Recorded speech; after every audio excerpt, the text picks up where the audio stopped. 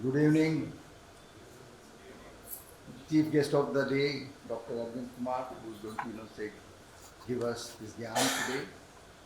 My friend Chandramouli ji and all my friends from AMA.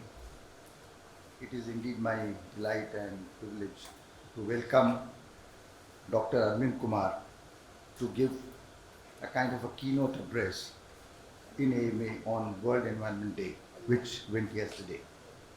Dr. Arvind Kumar is a multifaceted, versatile, knowledgeable, erudite, and a wonderful individual in the space of environment that covers everything that surrounds us.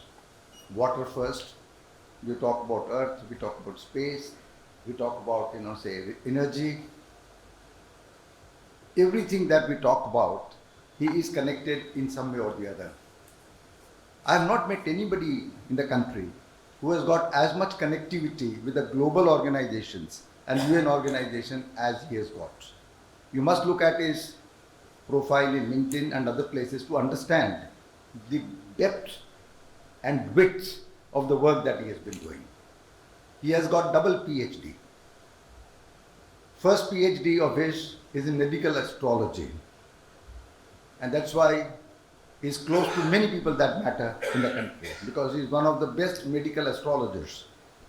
Not that he spends much time, because after doing his second PhD, which is on geopolitics or the defense strategy, he is a much sought after thought leader in areas which are of importance in defense or geopolitics. But mind it, he wears so many hats and his output is so prolific that I wonder as to how he can get the time. He has been publishing magazines, he has been writing, probably more than 500 articles have been written by him.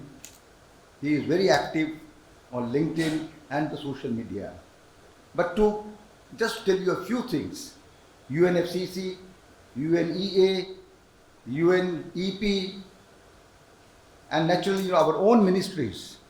He has been a member of many of the working groups and task forces of Government of India, particularly MOEFCC, that is the Ministry of Environment, Forest and Climate Change.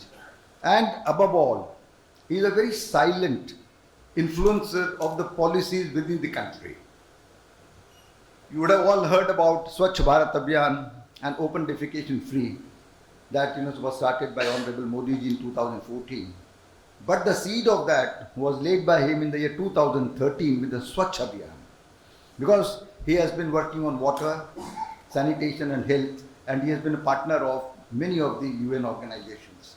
He is an observer for some of the UN organizations that gives him the clout and ability to influence and modulate and mold thinking of Southeast, Southwest countries, including India. He is obviously a champion of sustainable development, and many of the things that he is doing are a part of sustainable development goals, wherein he is contributing continuously. We were thinking of inviting somebody of substance at AMA for Environment Day, and I suggested to Unmesh Bhai that my friend Dr. Arvind Kumar will surely be the right person to come, because he is a man with a whole lot of work at his back. Very silent worker, and he has been responsible for development of many of the states, especially Meghalaya, because he has built bridges between Northeast and the other states of the country. He has been an advisor to Meghalaya government for a long time. I think around 15 to 16 years, I'm not wrong, 15 to 16 years he's been advising Meghalaya government in shaping many policies, and that has, as a matter of fact, made Meghalaya an exemplary state in the Northeast. If Modi ji talks about Gujarat model, he also talks about Meghalaya model when he is talking about the Northeast. So I would definitely like you to listen to him with rapt attention, because each thing that he is doing and each point that he would be making would be of great value to us, and I'm sure that we will be richer with his knowledge and his wisdom, and above all his work.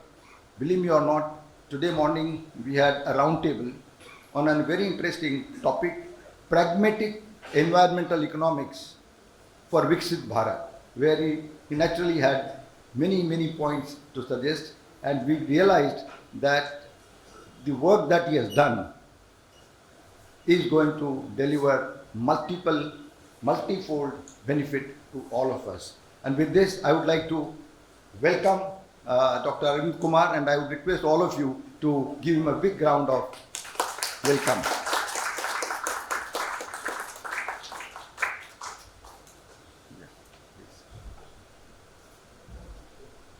On behalf of AMA, I would like to present a small memento to him, which is, I think, a Pachedi word. Matani Pachedi. A Matani Pachedi, which is, so of course, our local art or local craft. So, Dr. Arvind. And with that, I would request Dr. Arvind Kumar to come and share his knowledge, his wisdom, and whatever he has done so far, so that we can take some lessons from it. Thank you.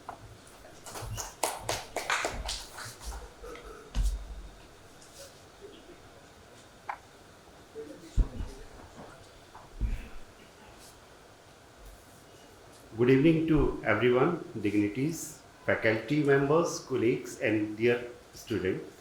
I sincerely thank the organizer and the Ahmedabad Management Association for inviting me to speak on this vital occasion of World Environment Day 2025 on crucial theme of water and waste. Let us begin by recognizing that water is the backbone of every sector. That's why it's a connector. And it's a transversal approach if you can understand a relation with the various SDGs as well.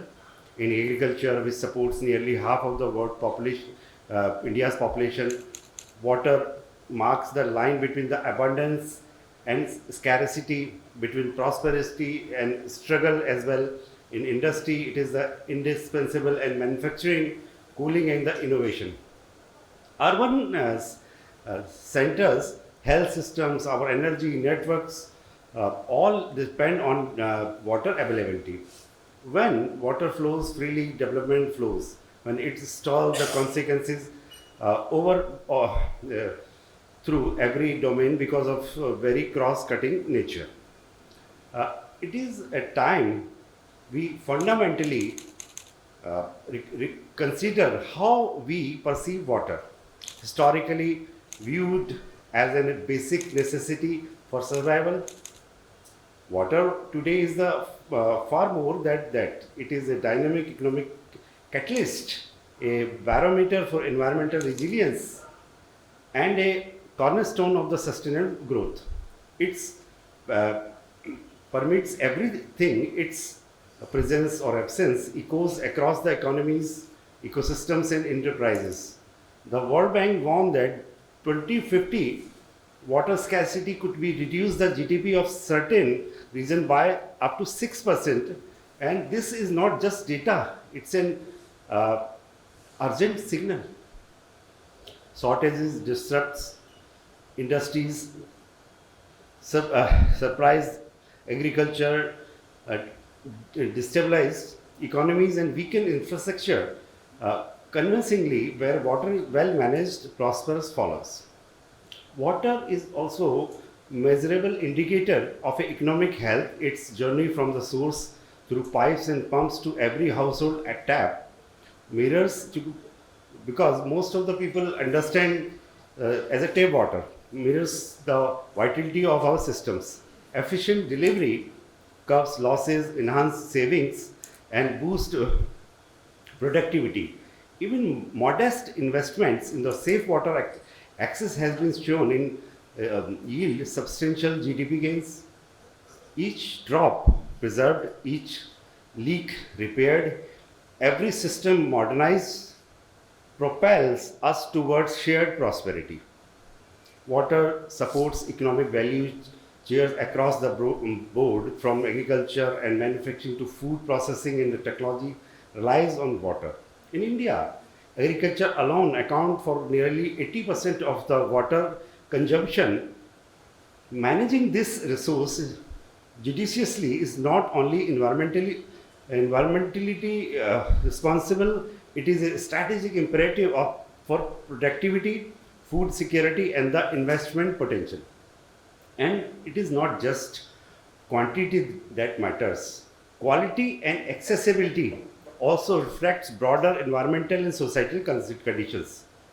Contaminated rivers, depleted aquifers uh, point to systemic degradation and institutional lapses.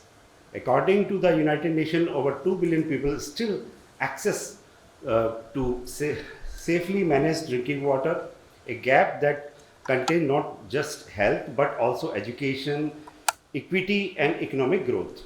This is precisely why forward thinking businesses are redefining their relationship with water. No sustainability agenda is complete without confronting water related risks and obligations. This brings us to idea of water transversality. Actually, transversality term, when I was board governor of the World Water Council, so this is given by India Water for me. Then after that, many agencies, including GWP, World Bank, adopted. And in the past, we almost did 13 high level and more programs on that transversity. Everybody understand about the sustainability now nexus as well, but transversity a word where water connection with the all SDG goals, right from poverty to nobody left behind.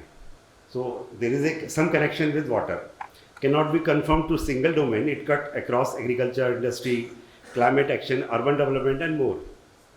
How we grow, govern water mirrors how we manage our economies as a whole with inclusivity, efficiency, and foresight. Ultimately, the availability, quality, and efficient use of water are not just environmental considerations, they are fundamental economic determinants. They shape productivity, guide investments, secure business continuity, and impact the well being of society at large. India receives abundant rainfall, yet we capture and store only a fraction of it. Although some community driven project across states like Rajasthan and Maharashtra has shown us the transformative power of harvesting every drop, but conservation does not end here. Reclaiming and reusing wastewater is equally vital.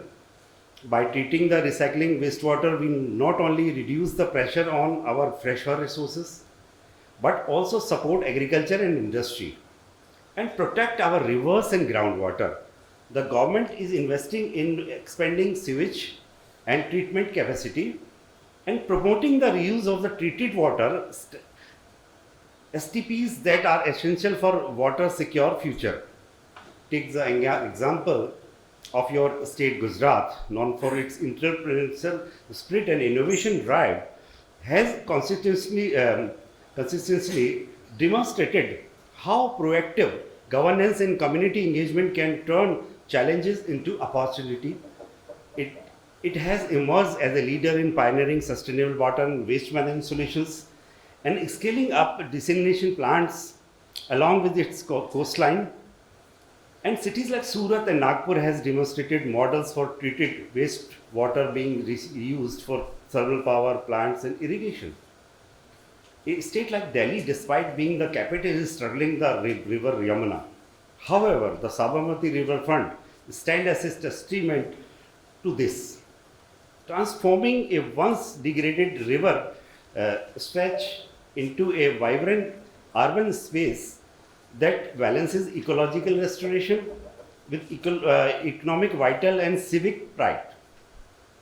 According to recent data from the Ministry of Jal Shakti 2024 data, India is now treating over 40% of its urban wastewater and improvement, but still far from the scale needed. Yet, despite these promising breakthrough, we have not been able to materialize major widespread impact. Why? So this is the question behind all of us, because these innovations often remain fragmented, isolated, and pilot based. One of the biggest obstacles today is the mismanagement and siloed approach of water across different sectors. Water governance often suffers from the fragmentation. Many different agencies or different departments handle water, agriculture, urban planning, and the environment separately. Without coordination, this leads to inefficiencies and conflicting policies. For example, river basin management may clash with the administrative boundaries, causing local interests to override border. Sustainable water strategies, this result is the lack of unified action, slow progress, and missed opportunities to address water challenges holistically. At this point, I find it important to address a common misconception. India is not a water scarer nation.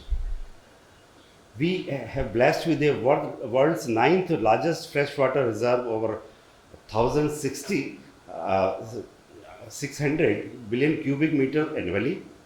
The real challenge is not scarcity but mismanagement. Insufficient distribution, pollution, lack of storage, and over extraction mean that much of this water is wasted or rendered unusable. Climate change is compounding these problems, bringing erratic rains, droughts, and floods that threaten our water security. The issue is not the lack of resources, rather, it is a system itself that is flawed. When we realize that the system is the root of the problem, the challenge is no longer about the managing scarcity, but about diagnosing the real dysfunctions that sustain efficiency and equality. True progress depends on our ability to ask the right questions, not just what is wrong, but why it is wrong. When we know why, only then can we figure out how real transformation begins with this systemic diagnosis and is sustained by a reimagined way of treating the problem at its core. India Water Foundation came into being with a deep understanding that the true barrier of the progress in water and environmental governance are not merely technical or financial, they are systemic. The problem stems from fragmented efforts, lack of synergy among stakeholders, and the limited knowledge flow across levels. Recognizing this, the foundation was established as a response to the urgent need for cooperation, coordination, and convergence, three pillars that form the basis of integrated and inclusive development. Beyond addressing challenges, India Water Foundation was conceived as a platform to sensitize and strategize the effectively galvanize collective efforts and incentivize community engagement. That's why we started the mission, that time Jal Mitra program. Our work is driven by the belief that sustainable transformation begins when people are not just beneficiaries but active participant in the change making process. Equally critical to our vision is the role of knowledge, both traditional and scientific. We are committed to assimilating information from diverse sources and disseminating it meaningfully to the local communities, particularly to the bottom rungs, to the society who are most affected by environmental vulnerabilities. By translating complex idea into the actionable insights, we bridge the gaps between the policy and practice, and between top level planning and the grassroots action. In doing so, we foster a culture of shared responsibility and resilience, where every stakeholder is both informed and empowered to contribute to a more sustainable future. Do you know what really goes into delivering every drop of water that reaches our taps? No. It's easy to take this flow for granted, but behind it lies a complex web of costs and the processes that we really see. First, water must be extracted from the natural sources like river, lakes, reservoirs, or underground aquifers.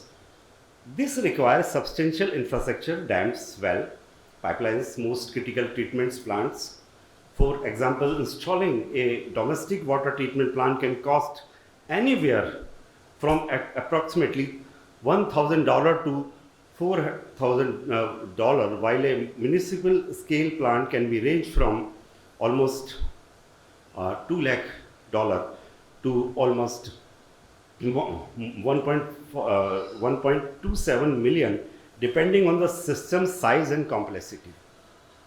These facilities are essential for removing contaminants and ensuring the water is safe to drink. Once treated water need to be pumped sometime across vast distances and to significant heights to reach homes and businesses. This process is energy intensive. For instance, the energy cost of the piping water depends on factors like the volume, distance, and the elevation. Even this efficient pumps and motors, these costs add up quickly, especially for large cities and sprawling rural networks. Every kilowatt hour consumed in the process is in the expense that must be factored into a true cost of water. Then delivering clean water doesn't not a one-time effort. Continuous operations and maintenance we require to keep treatment plants and distribution network functioning. This includes routine cleaning system repairs and replacement of the worn out parts. Additionally, water quality must be constantly monitored to ensure safety standards are met, which involves both labor and technology instruments. Given all this imbibed cost from the infrastructure and energy to maintain an environmental stewardship, it is clear that the price we pay for the water should be reflect its real value. When water is underpriced or given free, it sends the wrong economic signals and leads to overuse and wastage. Particularly in agriculture, the world's largest freshwater consumer. Let's take example of Delhi, where this issue is clear. The government policy of offering 20,000 liters of the free water per household each month, recently extended to tenants, was intended to support vulnerable groups but has resulted in significant challenges. The cities suffer from the revenue shortfalls as many consumers do not pay for water, leaving insufficient funds to maintain or upgrade infrastructure. This has led to a persistent leaks, poor services delivery, and a staggering of water, 50%, 58% being lost as non-revenue water. With only 29 lakh water connections for over 20 million people, coverage and billing remain insufficient. Ultimately, while free water policies aim to ensure basic needs, they often undermine conservation efforts and sustainable management, highlighting the need for pricing that reflect water's true value while protecting the most vulnerable. There is another often overlooked cost: the ecosystem. Degraded watersheds due to the deforestation, urbanization, or pollution directly increase water treatment expenses. A global study found that watershed degradation has raised water treatment cost for about 1 in 3 large cities, adding up to staggering $5.6 billion per year worldwide. So investing in ecosystem restoration and protection can help reduce these costs over time and ensure a more sustainable water supply. When we discuss ecosystem restoration, we have two different paradigms, like the traditional management approach and the understanding based approach. Former one has been reactive. For example, when pollution level spike or in the river gets contaminated, action is taken only after the problem becomes visible and urgent. This means we are often putting out fires instead of preventing them in first place. This approach is also technology focused. The first response to environmental issue is often to deploy new technology like water treatment plants or air filters without fully understanding the broader context. While these solutions can help they sometimes address only the symptoms, not the root cause. top-down implementation is another common feature. Decisions about the environmental policies or projects are usually made by the government agencies or corporate leaders with little input from the local communities who are directly affected. This can lead to a solution that cannot fit the local context or fail to gain public support. Finally, there is a focus on short-term optimization, for instance, meeting annual emission targets or quickly restoring damaged areas where these are important. They can sometimes overlook the long-term health of the ecosystem.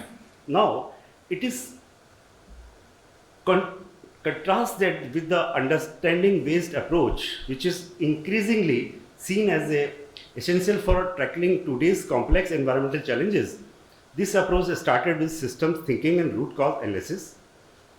Instead of just treating pollution or habitat loss or isolated problem, we look at the entire integrated ecosystem, how water, soil, plant, animal, human activities are interconnected.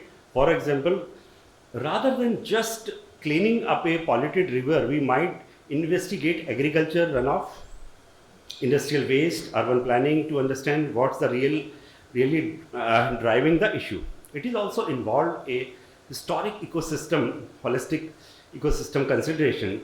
We recognize that protecting the environmental is not just one species or one resources, it also maintaining the balance of the entire ecosystem. It is about maintaining the balance of entire ecosystem. According to the 2024 UNEP restoration project that take a historic approach are up to 50% more effective in sustaining biodiversity. First, ecosystem services over the long time, participatory decision making is a key part of the paradigm. Local communities, indigenous groups, scientists and the policymaker work together to create solutions. This not only lead to better outcomes but also empower people who are most affected by the environmental changes. A recent World Bank study found that community-led conservation projects are 35% more likely to achieve their goals compared to top-down initiatives. This approach is focused on long-term resilience building instead of quick fixes. The goal is to create ecosystems and communities that can adapt to changing conditions like climate change, drought, or floods. This might mean restoring wetlands, diversifying crops, or investing in education and local stewardship. Let me remind that this is not just confined to India or South Asia, but is for the entire global South. Despite progress, access to clean water remains deeply unequal. As of 2025, 703 million people, almost 1 in 10 globally, still lack clean water close to home. Over 2.2 billion people do not have safely managed drinking water services. Infrastructure gaps are star cast in rural areas and low income countries where water systems are often outdated, underfunded, or simply non-existent. This inequality fuels cycle of poverty, poor health, and social instability. Climate change dramatically altering the water cycle. We are witnessing more frequent and severe droughts, floods, and extreme weather events. In 2024, the world experienced its hottest year on the record, with devastating impact on water systems ranging from the flash flood in South Asia to wildfire in North America and Australia. Melting glaciers and unpredictable rainfalls are making water supplies less reliable, especially for the billions who depend on the mountain melt water for drinking, farming, and energy. By 2025, up to two-thirds of the world's population could face water shortages, and 1.8 billion people are projected to live in the areas of absolute water scarcity. The dominant economic model is linear. We extract water, use it, and often dispose it, often without treating or reusing it. This can make waste approach is unsustainable. It depletes freshwater resources, pollutes the environment, and fails to recover value from the wastewater. Now, let me steer you through some of the most exciting and opportunities that the shaping this future for sustainable development, particularly in the water sector and the beyond, starting with the circular water economy. Very hot topic these days, and resource recovery. The circular economy approach is changing the narrative of linear model by promoting the reuse, recycling, and recover of the water valuable resources imbibed in wastewater such as nutrients, energy, and organic matter.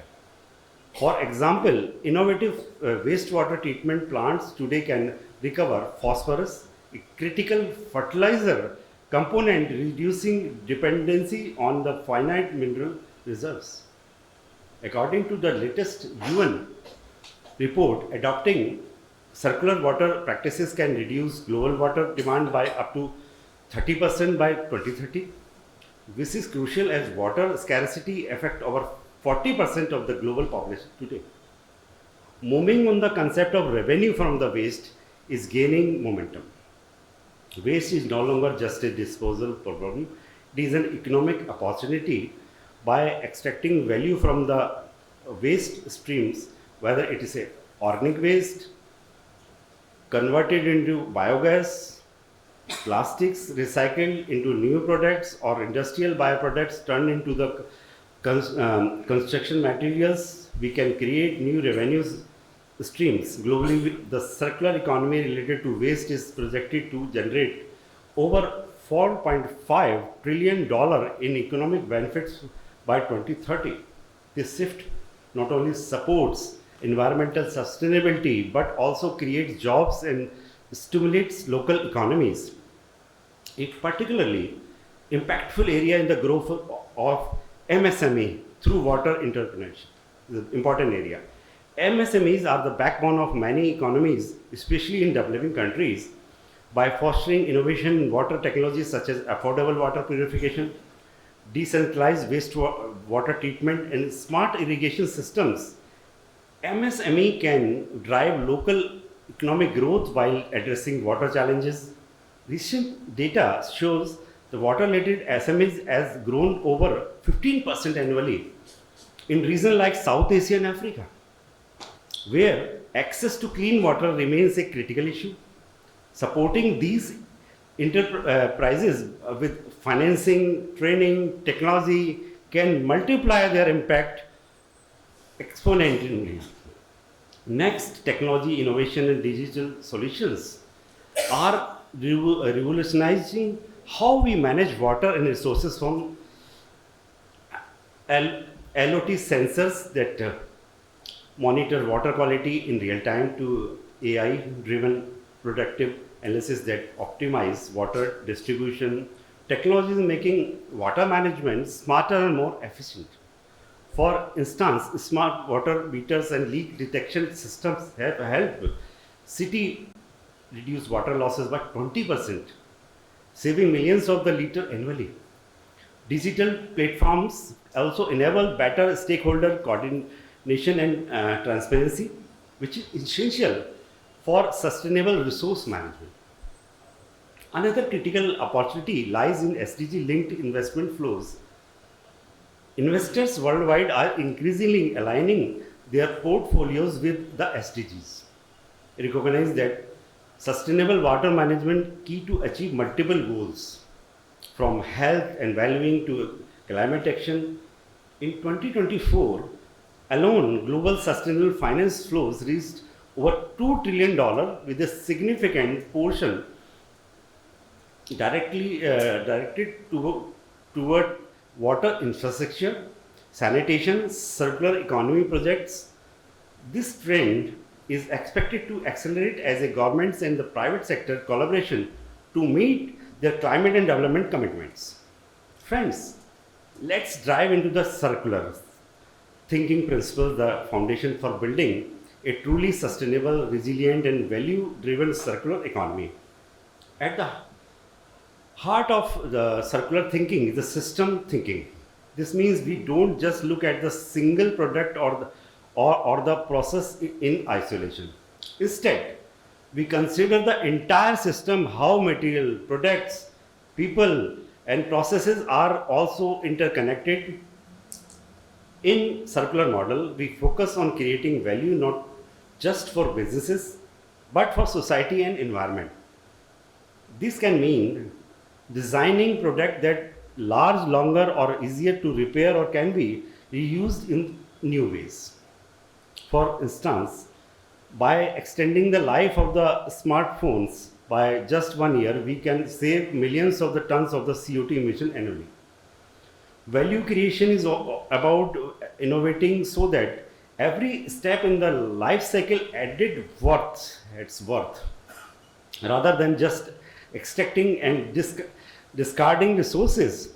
Closely linked in is value sharing. Circularity works best when the benefits are distributed across the ecosystem between manufacturers, users, service providers, and even communities. By working together, we create joint value, increase transparency, and build trust, which is essential for scaling circular solutions. The ecosystem is too resilient, which can adapt and thrive in the face of change. This means not just minimizing harm, but actively regenerating natural systems like adopting regenerative agriculture or investing in reforestation. The circular economy aims to restore ecosystem, decoupling growth from resources use and build a business model that can withstand shocks, whether from the climate change, resources scarcity, and market shifts. When all these come into motion, that comes the economic opportunity for circularity, which is both vast and accelerating. The global circular economy market is set to grow from 463 billion in 2024 to nearly 518 billion in 2025, with a strong annual growth rate of around 11.8%. Looking further ahead, the market could reach nearly 800 billion by 2029, and more forecasts see the potential climbing to up to 2.2 trillion by 2034, reflecting the scale and momentum behind the shift. This growth is driven by urgent environmental pressures, rising waste, resource depletion, and climate change, which are promoting businesses and governments to rethink how we use materials. Instead of traditional take, make, dispose model, the circular economy keeps products and resources in use for as long as possible. Through reuse, repair, recycling, and remanufacturing, this not only reduces environmental impact but also open up new revenue streams and business models. Especially as e-commerce, digital resale platforms, and smart city initiative expand. Key drivers include urban mining, which recover valuable material from the waste, the rise of the digital and e-commerce platforms enabling new circular business models, and policy measures like extended producer responsibility. This is where you can understand EPR, that incentivize recycling and sustainable redesign. These trends are not just global. India alone is projected to unlock. Yeah. So, yeah. To unlock 2 trillion circular market, and with the potential for millions of the new jobs as the sector grows. However, we need some key enablers that can help us truly scale circularity and unlock a full potential. When we come to the solid waste, plastic is now one of the most pressing environmental hazard of our time, with global plastic waste projected to reach 460 million ton annually by 2025, and the staggering 91% of that waste remaining unrecycled.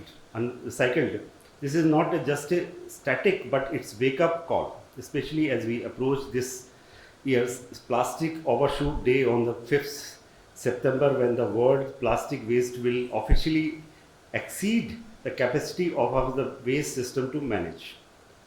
To address this crisis, we need a multi-layered approach started with the people-centered interventions, because change starts with the people.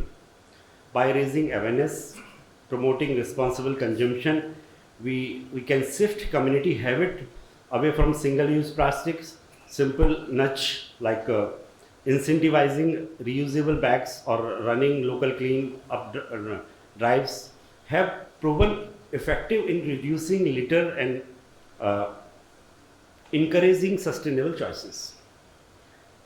Educational campaigns and the community engagement are crucial. Prevention is always better than the cure. Effective waste collection is the backbone of any plastic strategy. However, in 2025, nearly a third of all plastic produced is still mismanaged and end up polluting our air, water, and soil. Expanding the modernizing waste management infrastructure, especially in developing regions, is essential to prevent plastic from leaking into the environment. Currently, only 9% of the plastic waste is recycled globally. We need to scale up recycling systems and invest in upcycling, transforming waste plastics into higher value products.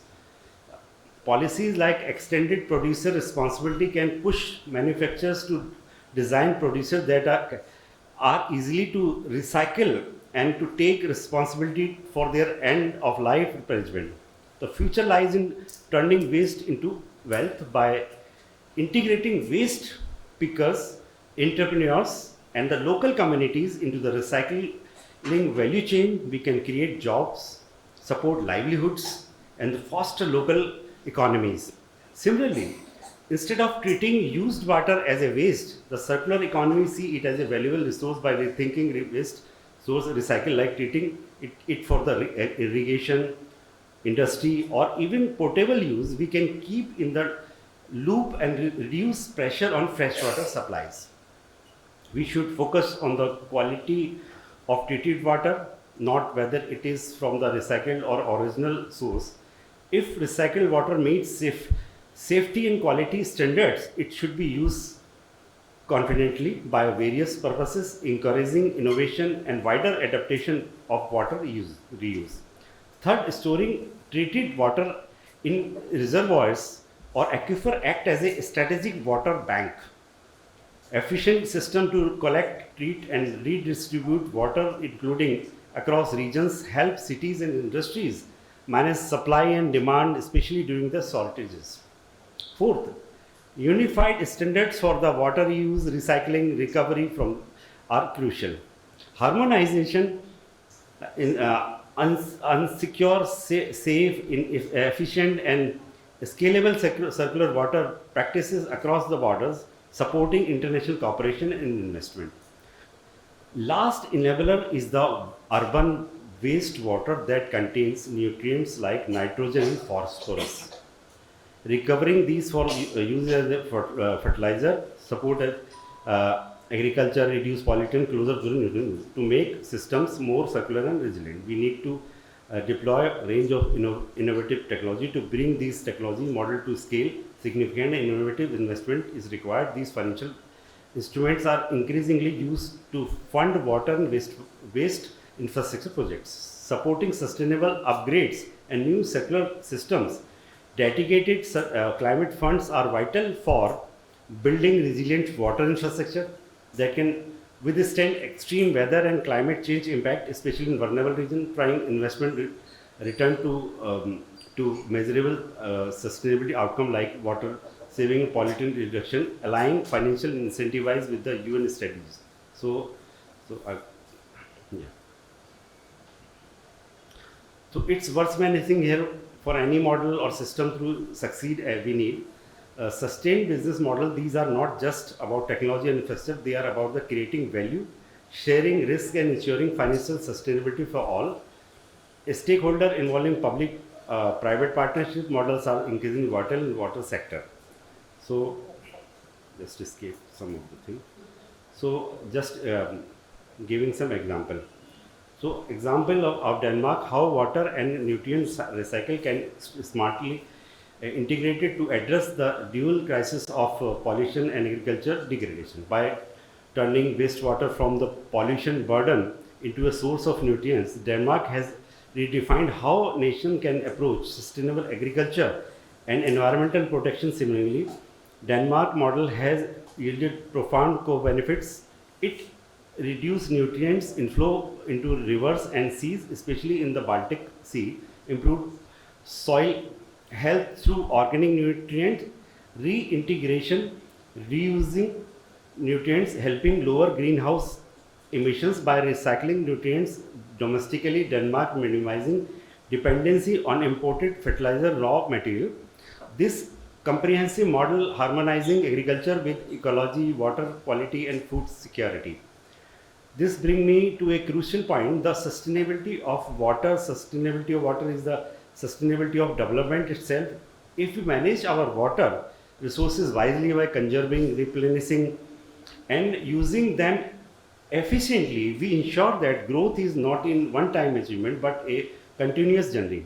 Sustainable water management means food security for our farmers, uninterrupted production for our industries and healthy thriving community for all. Such models demonstrate that development and sustainability are not competing goals, they are completely when pursued with the vision, coordination, community engagement. And now in the time, the institutionalizing these successes, we at India Water Foundation believe that creating a scalable framework grounded in cooperation, incentivization and convergence can bridge the last mile gap and create ripple efforts for far beyond the original context. The time replicate into the just innovation in now. However, have you ever thought any, despite various promising initiatives from the wastewater reclamation to desalination, the river basin planning to surplus uses, we continue to struggle with large scale impact. Why? Because the real stumbling block remain deeply structural and institutional. India is the world's largest user of groundwater, extracting about 230 cubic kilometers annually, over 25% of the global uses. Nearly 90% of this is used for irrigating more than 60% of India's cultivated land through 20 million tube wells.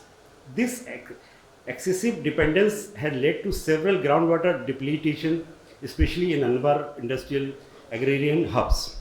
India's water infrastructure is crumbling under the weight of the outdated pipelines, poorly managed treatment plants, and the insufficient storage systems. Water loss during the distribution is major cities often 30 to 40%, undermining services delivering and increasing cost. Erratic rainfall, intensified drought, floods, each by creating a lot of problem. According to the World Economic Forum 2025 Global Risk Report, water supply shortages are ranked as world most critical short-term risk. Over 21 major Indian cities, including Delhi, Bengaluru, and Chennai, are projected to run out the groundwater by 2025. When we speak about the national determined contributions, national adaptation plans and vision of the Viksit Bharat by 2047, we must ask a fundamental question. Can these grand ambitions succeed without deeply rooting their relevance and action? And in the everyday life of our villagers, it is at the village level, the bottom must run for our societal private, where change must begin, be nurtured and institutionalized only then can it originally multiply upward, influencing districts, states, and eventually the nation as a whole. If each village become a nucleus of innovation, where water conservation is not just a scheme but a community value, where waste is not a discarded but treated and reused, and where livelihoods emerge from sustainability, then the vision of self-reliant, water secure, climate resilient India becomes real and tangible. I would like to share with you all the case study of Meghalaya as well, northeastern state of India. Our solution, they are based on the perception of water as an integral part of the ecosystem, a natural resource and socio-economic indicator. IWF, as a knowledge partner of Meghalaya government, had delivered a partnership model and is the only organization sharing input to run a state flexi program, and also brought up on broad UN agencies, development partners under a unifying platform, and designated a clear role and mandate to be taken up in the state. Today, Meghalaya finds mention in our Prime Minister's speeches and precedent for the entire country. The institutionalization of the Meghalaya model is a proof.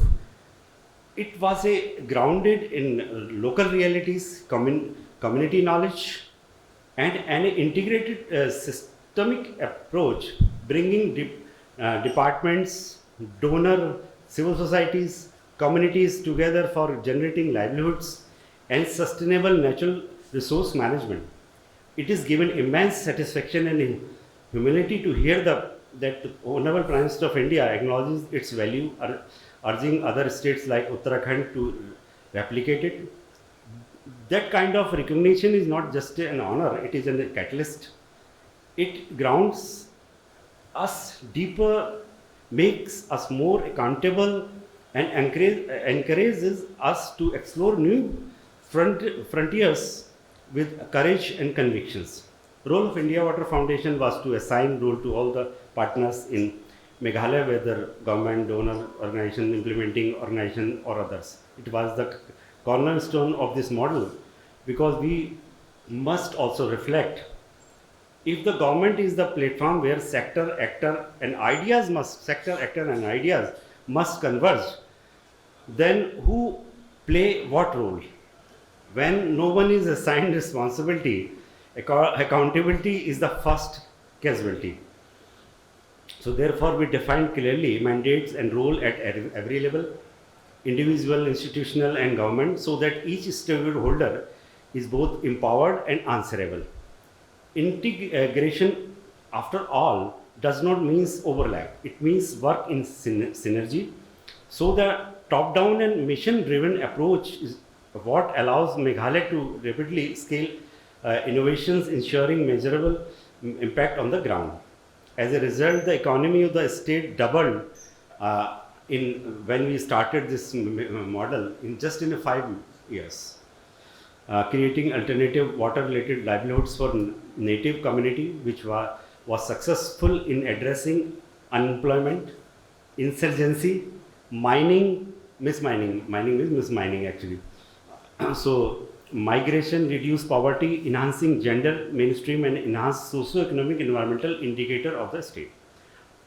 Too often those contribute ideas, frameworks, and really support to pioneering program are sidelined once success is visible, while many are willing to share the benefits of the implementation. Few are willing to share the credit, but true transformation demand not collaboration in execution, but also recognize those who help seed the vision. The gap lies not in the innovation, but in the lack of institutionalization, integration, replication, and scalability. Should not we now take these proven approaches and integrated them into a unified framework, a model, a mandate, a guiding structure that can be tailored and adapted to different ecological and socio-economic contexts across the country and even the global south? To conclude, I would say that incorporating a water pricing regime is crucial, especially amid climate change and worsening water scarcity. What India needs to undertake urgent measures to curb the exploitation of groundwater resources and levy water tariff across the country to relieve the burden of the water crisis. Water availability has far-reaching implications in terms of the sanitation and health, which cannot be overlooked and should be internalized in the water pricing analysis. A fair pricing system that eliminates the divide between social and economic returns must be prioritized. A diverse array of policy options is available for implementing pricing strategies in water sector. These options encompass directly pricing mechanism, green taxes, effluent fees, and direct subsidies to utilize providers or end users. Nevertheless, at the heart of every lasting solution lies political will and intent, the courage to act, the foresight to sustain, and to integrate, to align purpose with policy. But intent alone is not enough. It must be backed by genuine cooperation, effective coordination, institutional convergence. These are the pillar on which success of every initiative rests. By integrating water considerations into cross-sectoral planning and policy, whether it through climate adaptation strategies, agriculture productivity, urban planning, or industrial development, this is what the transversality and it promotes coherence, reduce duplication, enable optimal use of resources. It aligns diverse stakeholders and around shared goals and strengths institutional coordination. In essence, water transversality transformation water management from the narrow technical function into a unifying framework for the sustainable development. Without it, water security remains vulnerable to policy gaps. Without competing demands and fragmented action, which will lay the foundation for equitable access, resilient ecosystem, and long-term socio-economic stability. Therefore, we must understand the real wisdom that does not lie in the isolation billions, but in the meaningful association where knowledge meets curiosity, where instinct is matched with action, and where systems are designed not just to function but to flourish through integration. It is such association that curiosity transforms into collaboration, integration become a culture, and governance evolve from the control to co-creation. When we commit to the right model, foster the right partnerships, and embed the right principle of equality, transparency, accountability, we create an ecosystem where everyone, individual, community, business, government, has a space to thrive. Integration in the sense, not in the merger of the mandates, but a symphony of efforts harmonizing with the purpose. Only then we can truly institutionalized transformation from the grassroots to the global, ensuring that no idea, no effort, and no individual is left behind in our journey towards achieving this Viksit Bharat agenda. Thank you very much.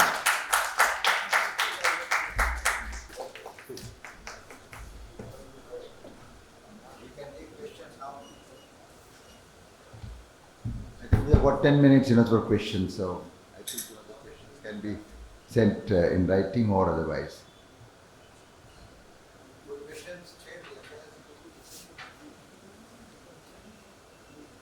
Can you share this article on website of PMA?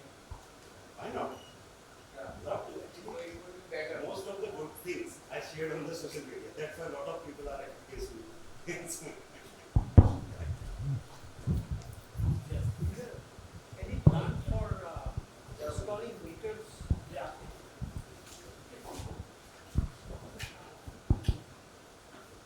I heard that you were mentioning about lack of care for water wastage. So, is there any plan for installing water meters in some on a pilot basis to see what happens in any city, for example?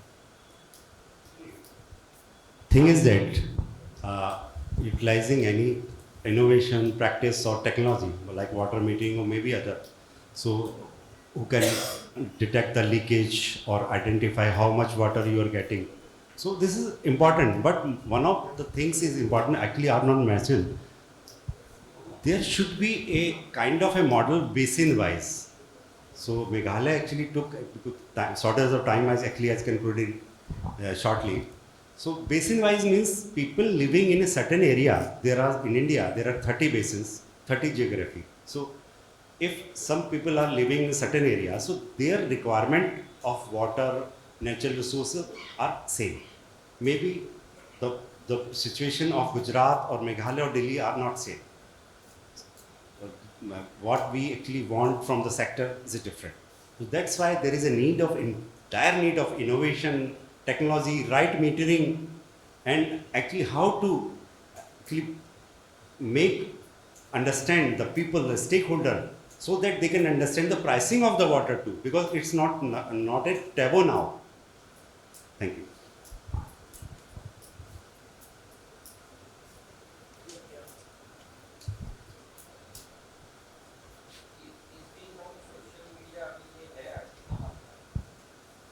નમસ્કાર. Microplastic જ્યારે બી આપણે પ્લાસ્ટિકની સાથે જોડાયેલા છે સવાર English અચ્છા since morning we are using plastic brush and milk bags and so on. In that case, the water will contain the microplastics which are invisible, and it comes in our body through blood and all such things. How to minimize it or how to reduce it, and how to avoid, because so many disease through this plastic comes in the way, and that creates lot of nuisance to the human body. So how to utilize, how to minimize it or avoid it rather. Thank you. Answer is simple.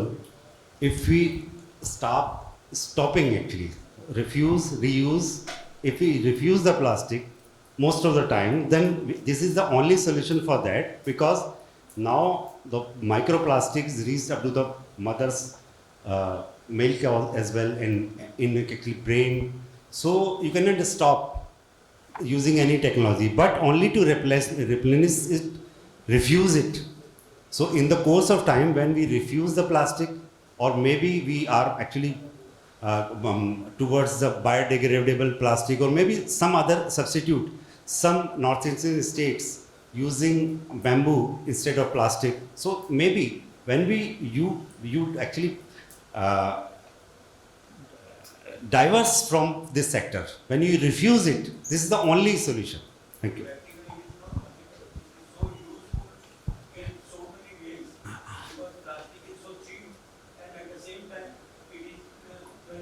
In that way. So how to avoid it rather? Actually, if you actually remember, in 2018, India and UNEP initiated a program, and at that time, India actually put a deadline of 2023 that they will eliminate all the single-use plastic. But this is a very short time notice. But it actually, I can understand, you also understand, if we try to replenish it or refuse it actually, refuse it. Refuse it means you have to go through the other things like bamboo, maybe degradable plastic, or maybe other things. This is the only thing, because no technology can detect it. नमस्कार sir, आपने जो water shaving, reduce waste वगैरह की जो भी बात किया, उसमें ऑल ओवर इंडिया और वर्ल्ड लेवल से बात हुआ है. मैं लोकल बात करना चाहता हूँ. मुझे मालूम नहीं है कि आप कितना समझ सकोगे या तो फिर उसका जवाब दे पाओगे. तो मैं लगभग 5 साल से वाटर के बारे में काम कर रहा हूँ मेरे बेस से. जैसे मेरी सोसाइटी है, मेरे फ्लैट्स वगैरह है, वहाँ पे सिविलाइजेशन वर्क कर रहा हूँ. तो जो लोकल प्रॉब्लम होते हैं, जैसे आपने तो जो ऊपर लेवल से बात किया कि भी वाटर कहाँ से आता है, कैसे रिड्यूस किया है, ये XYZ, पर जो लोकल सप्लाई चेन है, जैसे कॉरपोरेशन, AMC वगैरह की, जिसका हमको कभी कभी ज़्यादा, जिसको बोलते हैं ना कि क्या बोलते हैं कि अच्छी ट्रीटमेंट नहीं मिलती, या हमको फिर उसके लिए जो भी खर्चा करना पड़ता है, जैसे कि वाटर का कंजप्शन क्या है उसको जानने के लिए मीटर लगा सकते हैं, गेजिंग मीटर, तो उस वगैरह का जो कॉस्टिंग आता है वो लोकल पब्लिक बेयर नहीं कर सकती। तो उसके लिए कुछ फंड वगैरह का कोई गुंजाइश हो सकती है, ऐसा कोई मतलब सिक्योर कोई मिल सकता है अपने को कुछ? मैं समझ पा रहा हूँ कि ड्रिंकिंग वाटर से रिलेटेड है या आपके वेस्ट वाटर से रिलेटेड है आपका क्वेश्चन? क्वेश्चन आपके ड्रिंकिंग वाटर से रिलेटेड है या वेस्ट वाटर से रिलेटेड है? ड्रिंकिंग वाटर से, ड्रिंकिंग वाटर और जो यूज करते हैं अपने लोकल वाटर, जो लोकल पब्लिक को सपोर्ट करता है वो वाटर। जो मैंने थोड़ा सा आपको एक अंदाज़ा दिया अबाउट द मेघालय वाटर, मैं मेघालय मॉडल क्या, मैं 15 साल से वहाँ करीब काम कर रहा हूँ, तो वहाँ की सोसाइटी बहुत इंडिफरेंट थी अगर आप सोचें तो, मतलब इधर से कोई जाता था इंडियन बोलते थे, लेकिन धीरे धीरे We are running out of time, so I think we'll conclude with this question. Sorry for some of you to. Anyway, I think I'm very happy that a lot of questions are there. That means you're all concerned about water, you're all worried about water, and many of you know, I know that you're already working wonderfully in water restoration and technology. I'm very happy that Mr. Dr. Arvind Kumar has really shared a lot of data, problem, potential, and policies, program, and coordination. I think one thing he said, there is no lack of resources. What is happening is mismanagement. So that is where I think our role comes. So Arvindji, I think how do you convert these policies and problems into the action? That is what I think all is needed. And ultimately, this is a behavioral change, a mental change, as you say. So unless there is a change amongst people, among government, among thinking, I think it is going to be a challenge still ahead. Unfortunately, we all know the problem, but we still अभी इतना serious problem नहीं है, देखा जाएगा करते हैं, तो कुछ हो नहीं रहा है. So how do you create the urgency among the people? That is the right thing I think we will have to do. On behalf of Dhirubhai Desai, Ahmedabad Management Center and Innovative Thought Forum, इनके साथ I would like to really thank you for sparing your time. And at AMA, we would really like to have some policymakers workshop to share your models. And they will be interested in having the models and action plan. I think the data and part is wonderful part, and government is very aware about all the data and problem. But I think the models and implementation thing we would like to share. And thank you very much for all of you attending this very courtesy. We have Dhirubhai Desai's trustees also. Some of the trustees are here. But it was a wonderful thing, and I think our foundation doing 30 years of work. So I think it should reflect everywhere, all part of the institution, and SME also you touch upon. I think we should touch upon that. So thank you very much for sparing your time, valuable time, and our TPG. Dengayat Saab, thank you very much. Thank you.